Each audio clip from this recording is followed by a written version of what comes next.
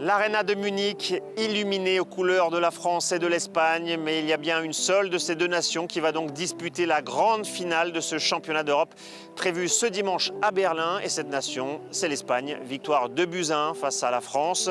Pourtant, tout avait bien commencé pour les Bleus dans ce tournoi. Dès la 9e minute, Kylian Mbappé, qui pour une fois jouait sans son masque suite à sa fracture du nez, a bien servi. Randal Kolo Muani, l'attaquant du PSG, a marqué de la tête. Petit événement, c'est le premier but de l'équipe de France dans le jeu après une action dans ce championnat d'Europe. Mais la réaction espagnole n'a pas tardé. Quelques dizaines de minutes plus tard, Lamine Yamal a égalisé. L'attaquant qui joue au FC Barcelone a envoyé une magnifique frappe en pleine lucarne. Événement, là aussi, du haut de ses 16 ans, il est devenu le plus jeune joueur de l'histoire à marquer dans une grande compétition.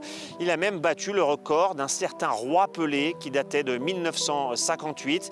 Et après le but de Lamine Yamal, c'est Dani Olmo qui a donné l'avantage aux Espagnols en première période.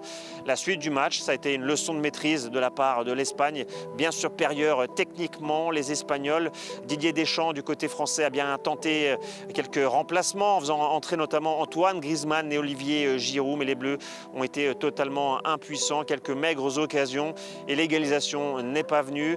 L'équipe de France s'arrête donc en demi-finale de cet Euro. Forcément, il y a beaucoup de déceptions du côté français qui espérait disputer une deuxième finale consécutive dans un grand tournoi, puisqu'on le rappelle, la France est aussi finaliste de la dernière Coupe du Monde. Évidemment, il sera le temps de faire le débrief plus tard de cet Euro et de faire le point sur les choix opérés par Didier Deschamps. Mais en attendant, la suite de la compétition, ce sera dès ce mercredi avec l'autre demi-finale, l'Angleterre face aux Pays-Bas, et l'une de ces deux nations affrontera donc l'Espagne pour la finale de cet Euro à Berlin dimanche.